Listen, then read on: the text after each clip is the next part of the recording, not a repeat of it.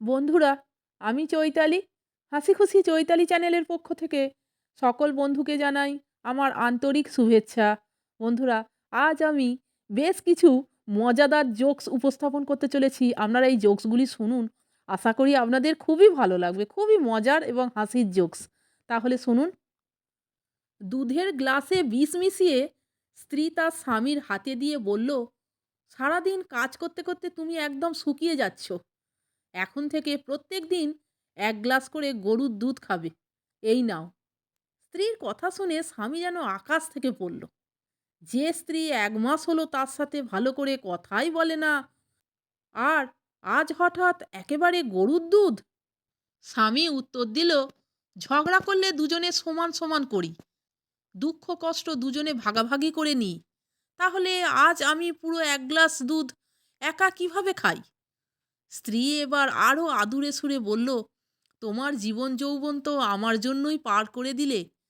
মাথার সব চুল পেকেই গেছে, অথচ এতদিন তোমার দিকে আমি ভালো করে খেয়ালই করিনি। কিন্তু আজ কোনো কথাই শুনবো না আমি। তুমি একাই খাবে পুরোটা। স্ত্রীর মুখে এমন কথা শুনে স্বামীর চোখে জল এসে গেল। স্বামী বলল, তুমি যতই ঝগড়া করো না কেন, সত্যি আসলে তুমি আমাকে অনেক ভালোবাসো। তখন স্ত্রী স্বামীর মাথায় হাত বুলিয়ে দিয়ে বলল, জানো কি একটা কথা, মানুষ তার সাথেই বেশি ঝগড়া করে যাকে সে সবচেয়ে বেশি ভালোবাসে। এরপর স্বামী আবেগপ্রবণ হয়ে গ্লাসের দিকে তাকিয়ে দেখল একদম খাঁটি গরুর দুধ। স্বামী বলল, খাঁটি গরুর দুধ মনে হচ্ছে? স্ত্রী বলল, হ্যাঁ গো, এই তো গোয়ালা সকালে দিয়ে গেল। স্বামী এবার ভালোবেসে বলল, বিয়ের পর থেকে আজ পর্যন্ত খাঁটি কোনো কিছুই আমি একা একা খাইনি। তুমিও একটু খাও না গো। স্ত্রী স্বামীকে ভুলানোর জন্য চোখ মেরে বলল, আজকের জন্য কিছু হবে না। তোমার পেটে কিছু যাওয়া মানে তো আমার পেটেই যাওয়া, তাই না? স্ত্রীর একথা শুনে স্বামী দীর্ঘশ্বাস ছেড়ে বলল, সত্যি তোমার সাথে আর পারা গেল না। বলেই এক চুমুকে পুরো গ্লাসের দুধ খেয়ে নিল। এরপর স্ত্রী অপেক্ষা করতে লাগলো কখন স্বামী হেলে পড়বে। স্বামী টেবিলে বসে কি যেন কাজ করছিল। ১ ঘন্টা ২ ঘন্টা করে প্রায় ৪ ঘন্টা হয়ে গেল, কিন্তু স্বামীর কিছুই হচ্ছে না। স্ত্রী এবার অস্থির হয়ে জিজ্ঞেস করল, তোমার কি একটুও শরীর খারাপ লাগছে না? স্বামী মাথা নাড়িয়ে বলল, না তো, গরুর দুধ খেয়ে তো আমি পুরো চাঙ্গা হয়ে গেছি। শরীর খারাপ লাগবে কেন? এবার স্ত্রীর মুখ ফসকে বেরিয়ে গেল, তবে কি গোবিন্দ আমায় ভেজাল জিনিস দিয়ে গেল? স্বামী শুনে ফেলল। স্বামী চোখের চশমাটা ভালো করে লাগিয়ে বলল, ও কোনো দিন আবার কাউকে আসল জিনিস দেয় নাকি? এ কথা শুনে স্ত্রী চমকে গিয়ে বলল, তুমি কিভাবে জানলে? স্বামী হালকা কাশি দিয়ে বলল, প্রত্যেক দিন লেবুর শরবত খেয়েও তো তোমার কিছুই হয় না। আমি কত যত্ন করে বানাই।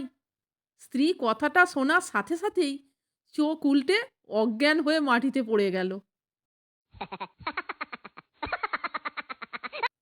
বন্ধুরা, আরেকটি মজাদার জোকস বলছি শুনুন। একবার এক রাজা ঘোষণা করলেন, সমস্ত বিবাহিত পুরুষেরা ২টি লাইনে দাঁড়িয়ে পড়ো। প্রথম লাইনে যারা তার বউকে দেখে ভয় পায় তারা, আর দ্বিতীয় লাইনে যারা তার বউকে দেখে ভয় পায় না তারা, দাঁড়িয়ে পড়ো। বউকে দেখে ভয় পাওয়া স্বামীদের লাইন বিশাল লম্বা ছিল, কিন্তু বউকে দেখে ভয় না পাওয়া স্বামীদের লাইনে শুধুমাত্র একটি লোক দাঁড়িয়েছিল। রাজা সেই লোকটির সামনে গেল এবং তাকে বাহবা দিয়ে বলল, বাহ, তুমি হলে আসল পুরুষ। যাই হোক, এমন একজন লোক তাহলে পাওয়া গেল যে তার বউকে দেখে ভয় পায় না। তা তুমি কিভাবে বুঝলে যে তুমি তোমার বউকে দেখে ভয় পাও না? লোকটি জবাব দিল, আমি জানি না। আমাকে আমার স্ত্রী বলে গেছে এই লাইনেই দাঁড়িয়ে থাকবে, একদম নড়াচড়া করবে না, না হলে পরে মজা বুঝতে পারবে। তাই আমি এখানেই দাঁড়িয়ে আছি। বন্ধুরা, এবার একটি ছোট গল্প বলছি শুনুন। এক ডাকাত ছিল। সে সাধুর ছদ্মবেশে জীবনযাপন করত। সে লুট করে আনা সমস্ত সম্পদ গরিবদের মধ্যে বিলিয়ে দিত। একদিন কিছু ব্যবসায়ী ডাকাতদের আস্তানার পাশ দিয়ে যাচ্ছিল।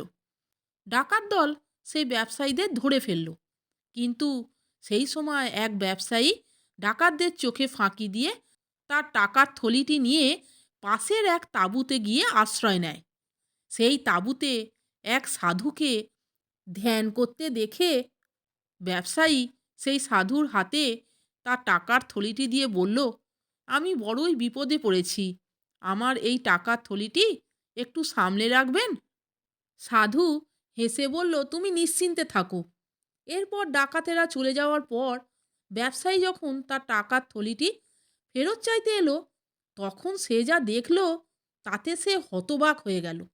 সে দেখল সেই সাধু আসলে ওই ডাকাত দলেরই সর্দার, এবং সে লুট করা টাকা অন্যদের মধ্যে ভাগ করে দিচ্ছে। এই দেখে ব্যবসায়ী যখন হতাশ হয়ে ফিরে যেতে উদ্যত হলো, তখন ডাকাত দলের সর্দার তাকে পেছন থেকে ডেকে বলল, কি ব্যাপার, খালি হাতে চলে যাচ্ছ যে? তোমার টাকার থলিটি ফেরত নেবে না? ডাকাত দলের সর্দারের কথা শুনে ব্যবসায়ী তো অবাক। এরপর ডাকাত দলের সর্দার ব্যবসায়ীর হাতে তার টাকার থলিটি দিয়ে বলল, তুমি যে টাকা আমার কাছে রাখতে দিয়েছিলে তার একটুও নড়চড় হয়নি। যেমন রাখতে দিয়েছিলে ঠিক তেমনই আছে। নিজের টাকা অক্ষত দেখে ব্যবসায়ী খুব খুশি হলো এবং ডাকাত দলের সর্দারকে কৃতজ্ঞতা জানিয়ে তাঁবু থেকে বেরিয়ে গেল। ব্যবসায়ী চলে যাওয়ার পরে অন্যান্য ডাকাতেরা অবাক হয়ে সর্দারকে প্রশ্ন করল, আপনার কি মাথা খারাপ হয়ে গেছে? আপনার হাতে আসা টাকা আপনি ফেরত দিলেন কেন? এ কথা শুনে সর্দার শান্তভাবে বলল, ওই ব্যবসায়ী আমাকে একজন সাধু ও ঈশ্বরের ভক্ত ভেবে বিশ্বাস করে ওই টাকাটা রাখতে দিয়েছিল। আমার প্রতি তার কঠোর বিশ্বাস ছিল। তার সেই বিশ্বাসের অমর্যাদা আমি করি কিভাবে? তাই আমি আমার কর্তব্যবোধ থেকে ওই টাকাটা আমি তাকে ফিরিয়ে দিয়েছি। তাহলে বন্ধুরা, আপনারা মজাদার এবং হাসির জোকস এবং একটি গল্প আমি আপনাদের কাছে উপস্থাপন করলাম, আপনারা শুনলেন। যদি ভালো লাগে তাহলে একটা লাইক, কমেন্টস এবং আমার চ্যানেলটিকে সাবস্ক্রাইব করে আমার পাশে থাকবার অনুরোধ করলাম। এই রকম আরও অনেক হাসির গল্প, মজার গল্প, হাসির জোকস শুনতে বন্ধুরা প্লিজ আমার চ্যানেলের ভিডিওগুলো আপনারা একটু দেখুন। ভালো লাগলে বন্ধুদের মধ্যে শেয়ার করে দেবেন।